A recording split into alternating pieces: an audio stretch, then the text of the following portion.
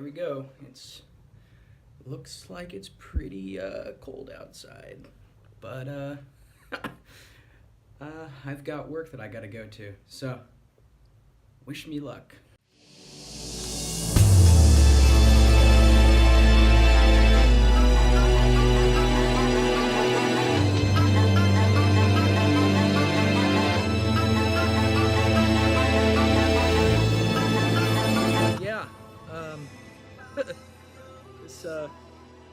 It's not super windy out. It's definitely snowing, and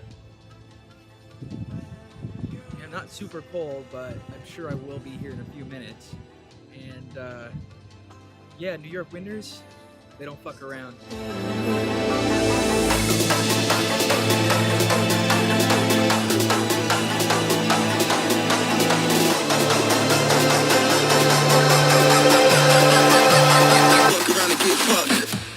Alright, yeah, it's windy as fuck.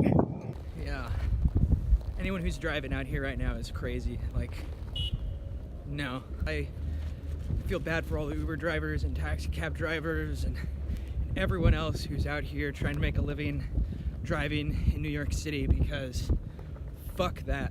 I mean, I've driven in some pretty shitty conditions, but I would never drive in conditions like this.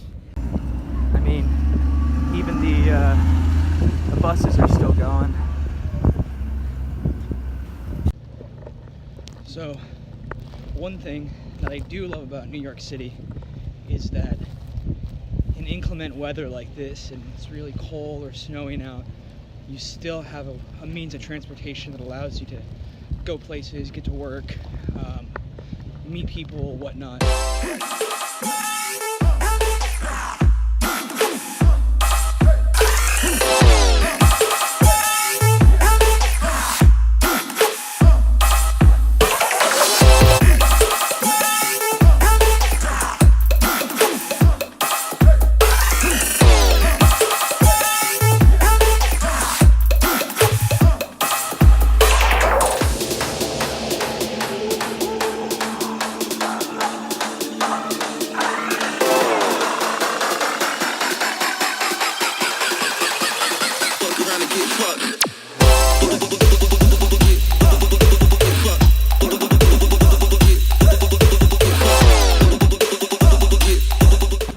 Well, I am almost to work. I'm on my campus now, and looks like all of the facilities crews are out there cleaning the sidewalk to make it easier for us to walk around.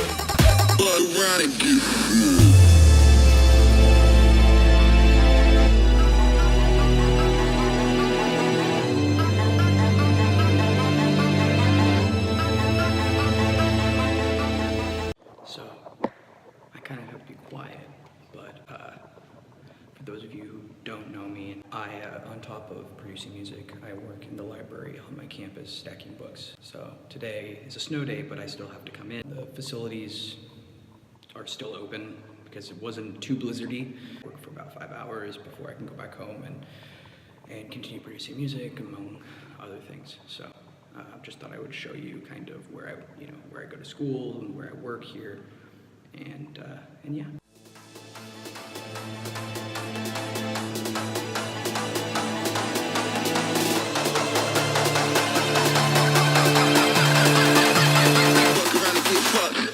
Hey guys, I just want to say welcome back to the vlog. I am out of the cold. Okay, so for this episode, I plan on beginning a series called Songwriting 101. For this first episode, I'm planning on looking at the construction of a hybrid trap song. Now this is fitting because I just recently released a hybrid trap song, which you can listen to on Spotify, Apple Music. You can watch the lyric video on YouTube. All that stuff will be on my channel, and I'll provide links in the description below. Hybrid trap is most simply characterized as being trap with dubstep elements. Usually the dubstep elements can be found in the drops, but kind of like all forms of electronic music, it's much easier to say what a song isn't than to say what a song is. So I tend to find it much easier to look at hybrid trap within a broader context of what I like to call bass music. And bass music tends to include different genres like dubstep, trap, drum and bass to an extent, future bass, a newer genre of future trap, and definitely others. I'd say that one of the main defining factors of bass music would be the emphasis on the bass. And that includes both the low end with the 808s and some of the mid or higher bass sounds, which are usually what you notice in the drops. Also, I would say that in the drops and in that kind of that higher bass sound, you could see it in particularly in like Skrillex's growl sounds. Now, what I also think is notable, a notable characteristic of bass music is it often tends to not follow your traditional dance 4-on-the-floor kick. It tends to follow a groove-based kick patterns. I mean, it does sometimes have 4-on-the-floor kicks, especially in like the build-ups, and occasionally artists will flirt with other the 4-on-the-floor kick sound to kind of add tension to the song. But often you'll find that it tends to rely more on like this groove bass pattern. Now, I just want to be clear that everything that I say here, these generalizations about this genre, like pretty much all forms of art, tend to be pushed over time. So it is highly likely that what I say right now in regards to this genre will probably not be the same in a few years. Genres evolve and change, and so what I say here could become obsolete here in a few years. I think that this is super common with when a song especially hits kind of like or a genre hits kind of like a mainstream popularity, and so you can notice this in stuff like future bass when you look at earlier future bass music, but then you look at the modern pop-influenced future bass of people like the Chainsmokers. I don't think that's right or wrong, but it's just something to keep in mind when talking about genres broadly speaking. This episode will be an analysis of kind of these future bass sounds, and then in future episodes, like the next episode and whatnot, I plan on actually constructing a song. We'll start with like the drums and move into the drops and then move into 808s and talking about how to build an intro, how to build a build-up, and we'll look at a lot of that stuff. But for this particular episode, I am gonna look at some big names that I think are important to know when dealing with this genre. We'll also talk about kind of like the average track lengths, as well as kind of the average BPM range. What I think is super important is analyzing song structure, analyzing already established popular song structures. That way one can take that outline and apply it to your own music. And it gives you, at least for me, it gives me a starting point, which allows me to then build on. But I will note that because for copyright reasons, I won't be able to actually play any established songs. I will link some in the comments below, and I'll probably create a playlist that I'll post on my artist Spotify page that you can check out. All right, so let's go ahead and jump into the computer, and let's go ahead and check out some songs. So for the first song that we're gonna look at is probably one of my favorite hybrid trap songs. It is by Boombox Cartel. The song is called Dem Afraid. It features Tarantula, and the song came out in 2017, and it's 3 minutes and 30 seconds long. Now, I think one thing that makes this song a little bit different than the other hybrid trap songs that I've seen and kind of where these songs tend to fall within a BPM range is this song actually is only 130 BPM, which is kind of a little bit slow for most hybrid trap songs, but I think it does it very well. This particular hybrid trap song follows a very traditional song structure. It starts off with an 8-bar intro.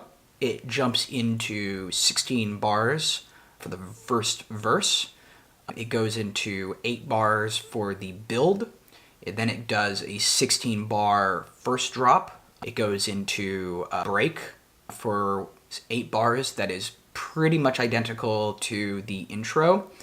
And then it kind of, just like the intro, it jumps into 16 bars for the second verse, another 8 bars for the build, and then 16 bars for the second drop. Then it goes into an outro, which also is kind of similar to the break in the intro, and then it closes out in a kind of a mix-out outro right there at the end for another 8 bars. Now, one thing that I really appreciate about this, and it actually, exploring this, I tend to use this occasionally, even in some of my music, is this this glass break. It's almost like a crash and then reverse crash. And I'm gonna go ahead and play this for you. I think it shows how, like, ways that's different creative ways that one can use Foley to build tension and release. So, and that's kind of that.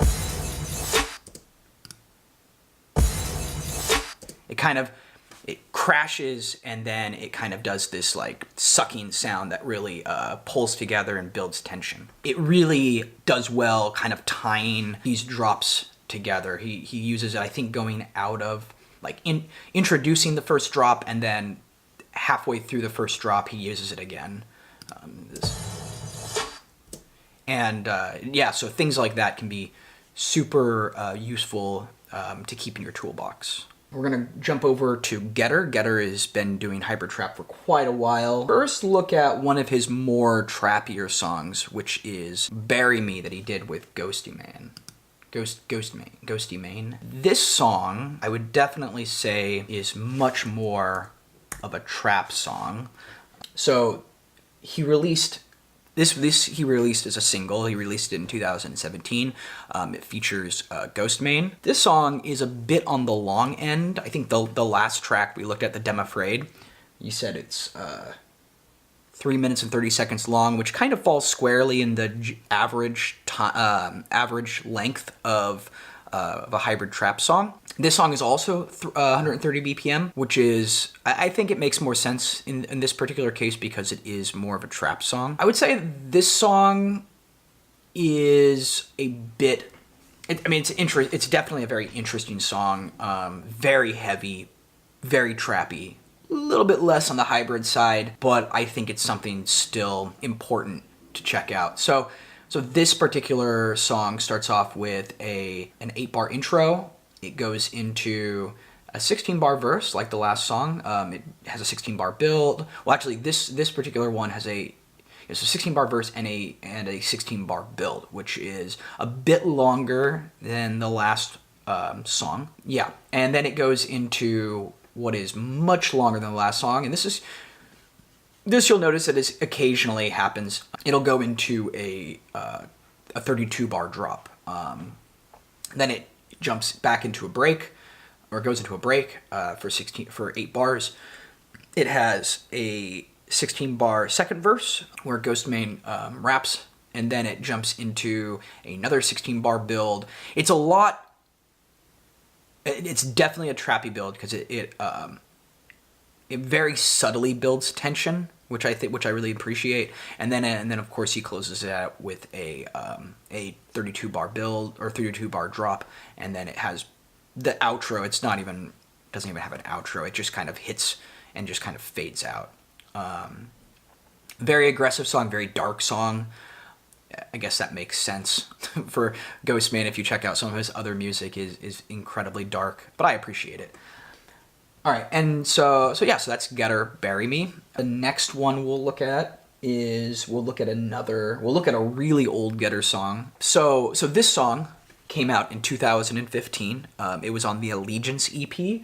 This song is 3 minutes and 34 seconds long. It falls into kind of the general hybrid trap range, so it's 150 BPM. And the structure for this, let me go ahead and pull it all the way out, is it has a 16-bar intro, then it goes into a 8-bar build. Now this song is interesting because, kind of like the Ghost Mane Bury Me, it has a very, very long drop. It goes 6 sets of 8 to make up its first drop. And then it immediately goes into a build before it finishes off with another 4 sets of 8, and then it goes into an outro. This song is good. I think it's basically the song that put Getter on the map, but it's incredibly repetitive, which isn't a problem. It allows for mixing it in and out of a set is actually super useful in this case. Yeah, so that is Getter Head Splitter. It is not featuring anyone else. It is just Getter. So finally, let's look at a very well-known artist, Skrillex, and his most recent remix of a Kendrick Lamar song called Humble. I would say this is another great example of hybrid trap. Skrillex coming kind of from that dubstep background and collaborating or creating this remix for Kendrick Lamar is very clearly a example of hybrid music. I think it's a great remix. I've used this in my last DJ set here in New York. I like it because it's familiar. Most people nowadays have heard of Kendrick Lamar's song Humble, and so when you mix in this particular song into your mix, into your set, people really dig it, and I appreciate it, and it's aggressive, but it keeps you guessing. He did a really good job with working with the drops. So this song also, it falls into that 150 BPM range. 21 million streams on Spotify, which honestly, it's a Skrillex song and a Kendrick Lamar song, so that's kind of to be expected. You generally don't see the same number of streams for other artists in the hybrid trap genre. Some you will. I think Getter is probably getting close. I would have to double check that, but definitely for someone like Skrillex, who's been in the game for a while and who's doing a remix of a Kendrick Lamar song. All right, so for this particular track, it definitely follows your traditional structure. So it starts with kind of a 3 sets of 8 intro, and it goes into a build for 16 bars, for 8 bars, and then it goes into a drop, a 16 bar drop. It comes out of the drop into a break for another 24 bars, and then it goes into another build, 8 bar build into a 16 bar drop, and then it kind of like some of the other songs, it just kind of outros. It doesn't actually have kind of like an 8 bar, like a slow outro. It has a very sudden outro. So those are some pretty big names of the game: Skrillex, Getter, Boombox Cartel. I mean, there's plenty of others we could go through. There are some RL Grime songs. There are some Nightmare songs that you could definitely consider a hybrid trap. I mean, the Spotify playlist, which I'll put a link in the description. I mean, it blends kind of different bass genres. I think it says dubstep, hybrid trap, and jungle terror. So I'll put a link to that in the description box below, so you can kind of find and listen to some other hybrid trap songs. So those are some hybrid trap songs. There are plenty of other hybrid trap musicians out there. Nightmare. You have RL Grime for some of his songs. You can even find a couple DJ Snake songs that kind of fall in that realm, even though he definitely seems to do much more of pop style genres. Yeah, I mean, there's plenty of hybrid trap songs out there to kind of go through, and I urge you to try it yourself, where you go through and pull hybrid trap songs into something like 8-Year DAW like Abelton, and then go through and set markers to try to figure out the structure of the song and see kind of what your favorite artist does. This is a super great way of learning. This is what I like to call deconstruction. It's a great starting place if you're ever kind of feeling stuck and trying to wonder, like, hey, what really made this song that I like work? I think that what's important with the hybrid trap genre, as you can see here in some of these songs, is that it kind of follows a common structure. So I know that these songs that we went through kind of showed a variety of different structure types, but I know that if you were to go through and pull more songs and do the same analysis for other artists within this trap genre, you'll find that kind of one of the more common structures is an intro, anywhere from 8 bars to 24 bars to probably more. I mean, it really just depends on your taste, but generally speaking, 8 to 24 bar intro, going into a build. So that's usually that intro, that would be 8 to 24 bars, depending on, it would be like 8 bars if it was intro verse, or 24 bars if it's just an intro. And then it goes into a 8 bar build. Sometimes you'll see 16, but generally speaking, it's about an 8 bar build.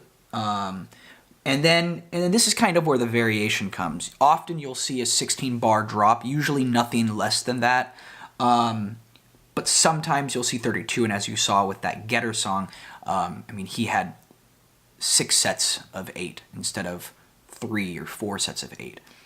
And then sometimes you'll see 24. I know that I've been working on a track where I use 3 sets of 8 in the first drop, and that's to kind of allow for kind of an incremental build into the break.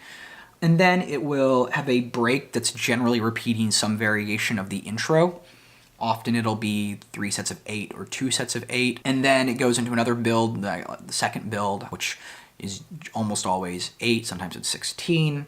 And then it kind of goes into a second drop, and that second drop is very much like the first drop. It can be longer, sometimes it's shorter, but it's usually, it carries over aspects of that first genre, of that first drop. Now, and then it goes into an 8-bar outro, or sometimes it just hits a downbeat, and then it just kind of reverbs. There's just kind of a reverb, that kind of tail that kind of plays off. That's generally speaking the structure for a 2-drop song. A 3-drop song will usually place the break after the second drop. You'll have a drop, it'll go intro, build, drop,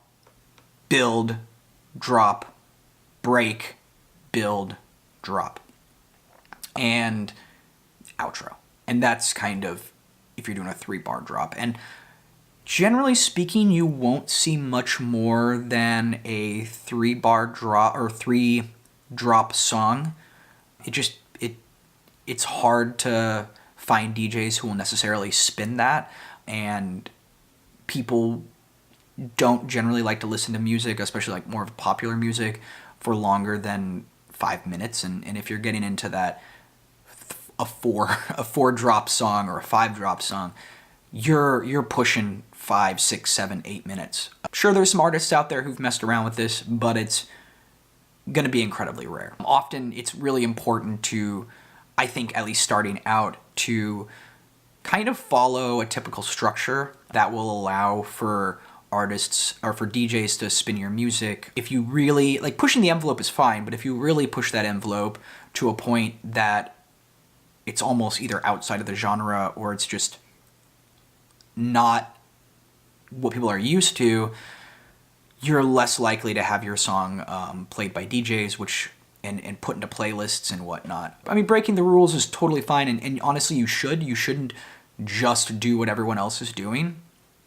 But I would say do it within reason, especially when you're a brand new fledgling artist. As you gain notoriety, like if Skrillex is to really kind of do something unique and out of the box, I mean, he still has to hopefully keep his fans around, but if he does something outside of the realm of what the normal genre does, it's Skrillex. People know who he is. But someone who, like myself or others who aren't well known, it's best for us to try to stay within the box, but maybe change little things here and there to kind of keep people guessing and to surprise and bring our own sound. Now, what's important that you'll notice with a lot of these songs, if you sit down and listen to them, is there's kind of what I found to be three, four-ish important things. You have the drop kick. Often the drop kick is in halftime. It feels slower. It's still within the same BPM, but it feels slower. And it usually presents some sort of groove. It's usually not 4 on the floor, or sometimes it will be, but very rarely. Or if it is 4 on the floor, it's 4 on the floor in a 3, maybe it's a 3-bar drop, and 2 of the bars are 4 on the floor, but the middle drop is a groove bass, and it's to kind of build tension and add spice to the track.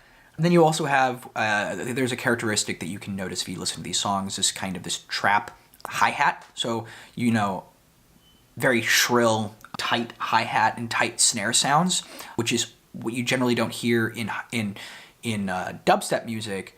You hear it in trap music, and that's you'll have this mix of mid-bass growl sounds that aren't as common in trap music, but are common in dubstep, mixed with this tight snare, tight hi-hat sound. And it's that blending together of those two that make this hybrid trap music. Also, what you'll notice with a lot of hybrid trap music is you'll notice that it all tends to fall within a very kind of a general BPM range.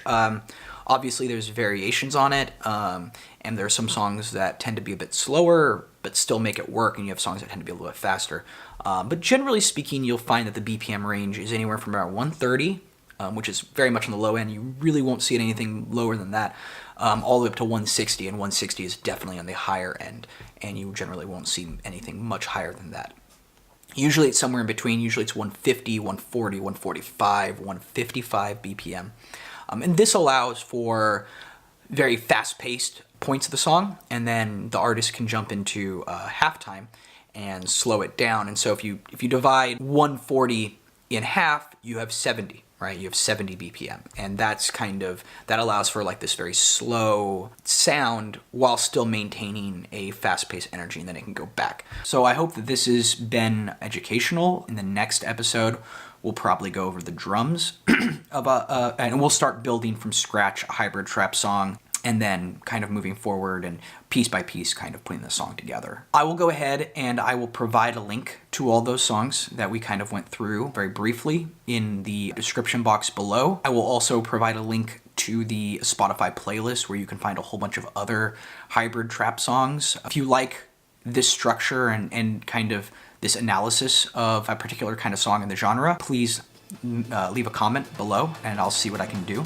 Like, subscribe, and I will see you in the next video.